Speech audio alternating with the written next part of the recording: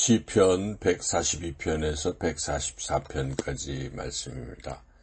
모두가 다윗의 시들입니다. 142편은 시의 표제를 보면 다윗이 굴에 있을 때 지은 기도다, 이런 표제가 있습니다. 이 표제를 따를 때 이 시는 다윗이 굴에 있을 때, 즉 아마도 아둘람 굴에 있을 때로 지은 시로 보입니다. 사무엘상 22장에 그 아둘람 굴 이야기가 나오죠. 지금 다윗은 굴에 숨어 있었고 사울은 군사를 대동하고 다윗을 찾고 있었습니다. 만약 사울이 군사를 대동하고 굴에 들어간다면 다윗은 붙잡혀 죽임을 당하는 그런 절망적 상황 속에 있었습니다. 이런 절망적 상황 속에서 다윗은 기도를 드린 것이죠. 그 기도가 오늘 본문의 시편 142편입니다. 과연 다윗은 어떤 기도를 드렸을까요? 첫째로 다윗은 그런 절망 중에 또 자신의 지금 처한 형편을 하나님께 있는 그대로 아뢰면서 절망에서 건져주시기를 기도했습니다.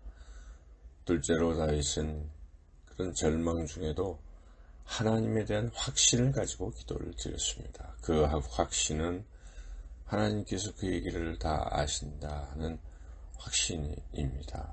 우리도 이런 확신이 필요합니다. 어떤 절망에 처할지라도 하나님은 그 상황을 다 알고 계신다.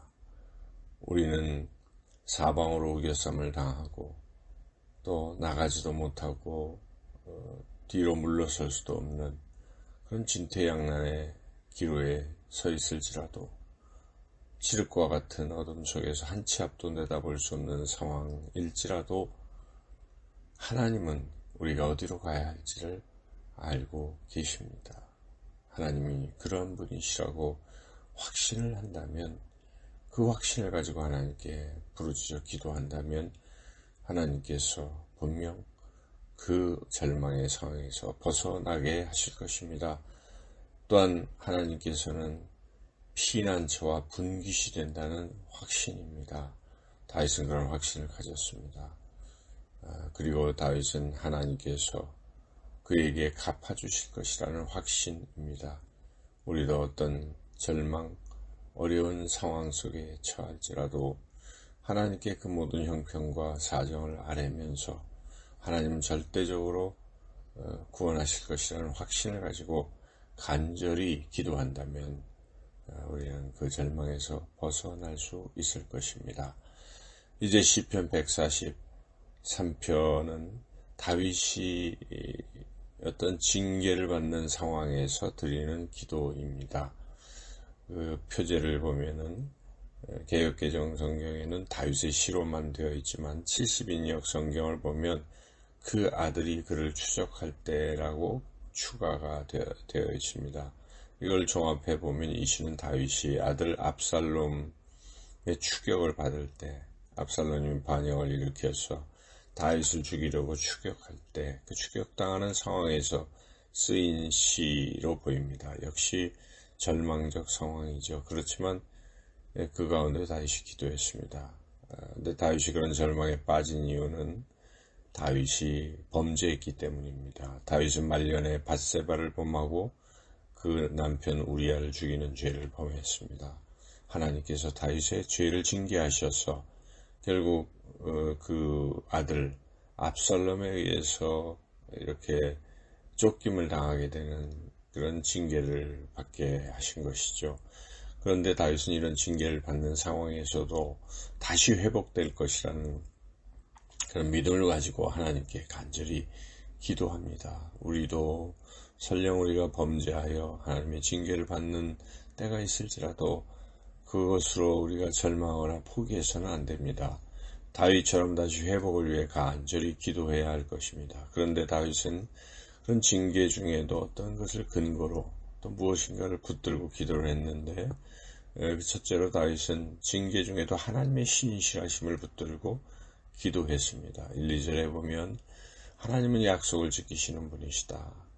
그런 확신을 가지고 다윗이 기도한 것을 볼 수가 있는데, 우리도 비록 범죄하여 징계를 받는 상황일지라도 하나님께서 우리에게 예수 그리스도의 십자가의 피로 용서해 주시는 그 약속을 우리가 붙들고 하나님께 나와서 우리의 죄를 고백하면서 용서를 구하는 기도를 드린다면 하나님께서 우리의 죄를 사하시고 징계에서 벗어나게 해주실 것입니다.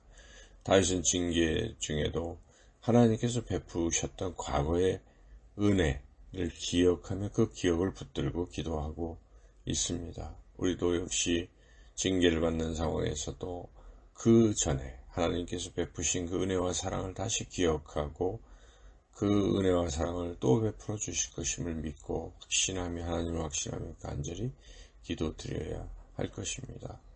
또 다윗은 징계 중에도 하나님은 자신의 하나님이시다 이렇게 고백하며 기도했습니다. 10절 11절에 그렇게 기도하는 모습을 우리가 볼 수가 있습니다. 그래서 우리가 혹시 우리가 잘못하고 범죄하여 하나님의 징계를 받는 상황에 놓일지라도 결코 포기해서는 안 됩니다. 다윗처럼 하나님의 신실하심을 붙들고 과거에 내게 베풀어 주신 하나님의 은혜를 기억하며 다시 그 은혜 베풀어 주실 것을 믿고 또 어떤 순간에도 하나님은 나의 하나님 되심을 믿으며 기도를 드린다면 하나님께서 반드시 징계를 푸시고 또한 회복시켜 주실 것입니다. 이제 마지막 시편 144편입니다. 역시 다윗의 시인데 어떤 상황인지를 정확히 알 수는 없지만 7절이나 11절을 보면 이방인의 손에서 건져달라는 그러한 기도 내용을 볼 때 아마도 다윗은 암몬이나 아람 연합군과의 전쟁, 사무엘하 10장에 나오는 그런 상황 속에서 이 기도를 드린 것으로 보입니다.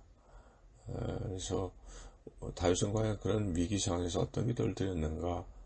첫째, 다윗은 하나님이 자신의 반석이시고 사랑이시고 요새시고 산성이시고 건지시는 분이시고 방패시라고 고백하며 기도를 드립니다.